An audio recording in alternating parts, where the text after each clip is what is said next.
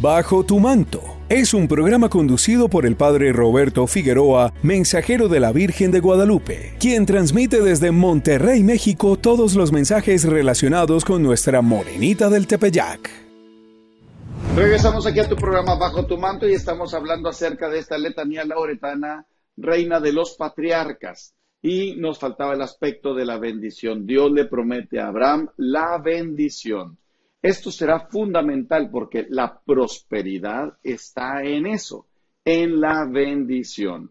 De modo que yo puedo tener muy poco, pero con la bendición de Dios eso se va a transformar en una cantidad tremendamente abundante, permanente y hasta el final. Así es que, si ustedes recuerdan, en el caso de Esaú y de Jacob, Esaú le vende la primogenitura por un plato de lentejas a Jacob. ¿Qué es lo que hizo Esaú? Le vendió su 75% de la herencia. Acordémonos que en aquellos pueblos el 75% era para el primogénito y el 25% era para todos los demás hijos. Si había 24 hijos más, pues 1% para cada quien.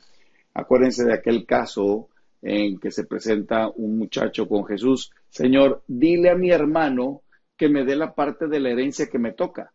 Y Jesús habló acerca de la avaricia. ¿Por qué? Porque este muchacho seguramente tomó, el hermano del que fue a reclamar, tomó no solamente sus 75, sino además el 25% de su hermano. Se apropió de todo. Y el Señor, pues dile que me dé mi 25.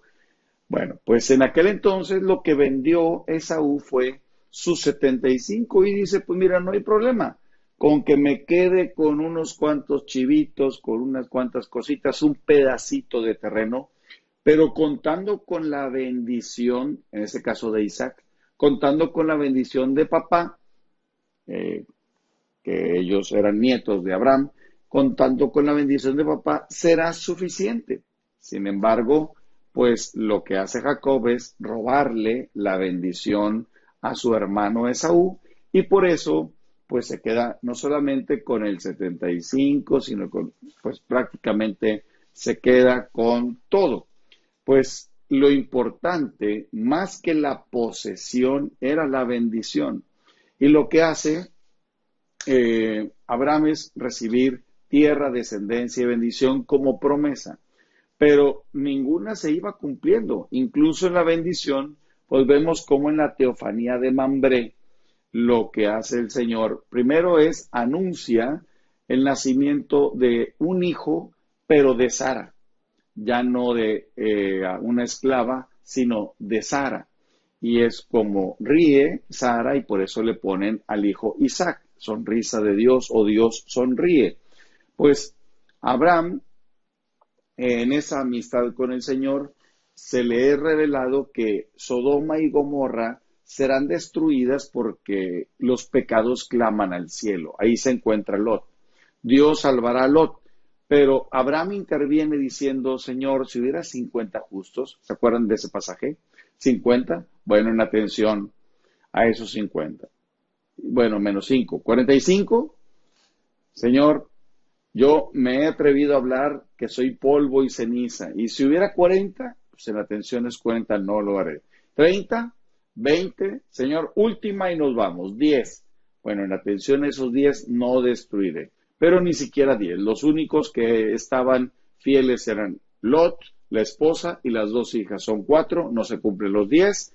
Sacan a esos 4 y son destruidas Sodoma y Gomorra. ¿Y dónde está ese de por ti serán bendecidas todas las naciones de la tierra? Bueno, si Abraham hubiera dicho, Señor, en atención a Lot, no destruya Sodoma y Gomorra, seguramente el Señor lo hubiera hecho porque le ha hecho una promesa a Abraham de bendecir a todas, por él serán bendecidas todas las naciones de la tierra, pero no es lo que pidió Abraham. Así es que vemos cómo, aún y con todo esto, Abraham se mantiene firme en la fe. Una de las características que distinguió a Abraham, además del hecho de ser itinerante, es su fe permanente, su fe constante, su fe fiel. Sabemos que la promesa de la descendencia Dios la hace cuando Abraham tiene 75 años, pero está cargando a Isaac en los 99 o 100 años, o sea, 24 años o 25 años después, ya tenía a su hijo nacido de Sara en brazos. Así es que esa es fe. La fe que no se trata solamente de creer en Dios, sino de creerle a Dios. Él cumplirá con su promesa. Lo importante es que nosotros queremos saber cuándo Dios va a cumplir con lo que nos promete, cuándo me va a dar lo que dijo, cuándo se va a hacer lo que Él me anunció. Y lo queremos ya, lo queremos pronto y queremos que se hagan las cosas como nosotros queremos, cuando en la fe nos tenemos que abandonar en el Señor.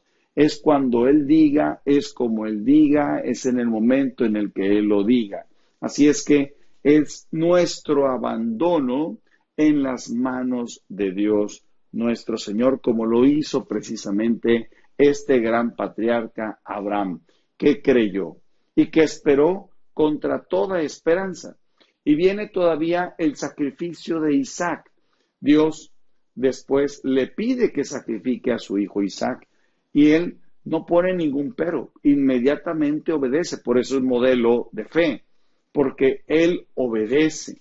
Y San Pablo hace una interpretación de este texto. Fíjense cómo San Pablo se pone también así como medio de exégeta. ¿Por qué? O sea, de estudioso de la Escritura y de intérprete de la Escritura, porque dice, Abraham, pues creía en la resurrección de los muertos.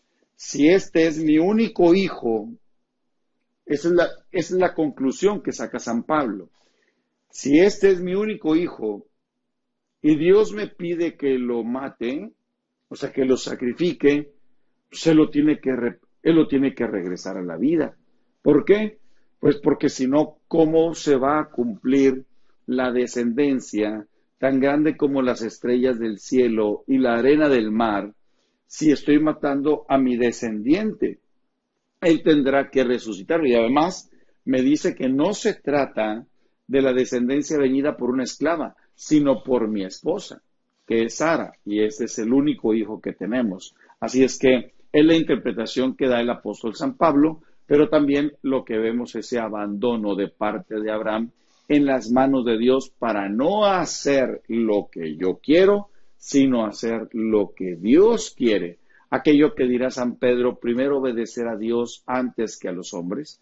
Como hoy que celebramos a San Francisco de Asís, pues vemos eso precisamente, como San Francisco de Asís, primero obedecer a Dios antes que su padre Pietro de Bernardone, antes que obedecer a sus amigos que le invitaban a que regresara de esa vida que estaba llevando de autoridad y de pobreza, y como tarde que temprano quienes se convencen son los amigos de que ellos son los que deben de acercarse a Francisco y de llevar ese estilo de vida, más que San Francisco regresar a un estilo de vida disoluta y perdida.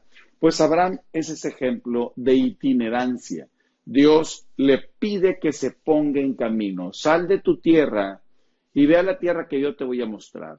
Y luego bajará a Egipto y luego regresará a Canaán.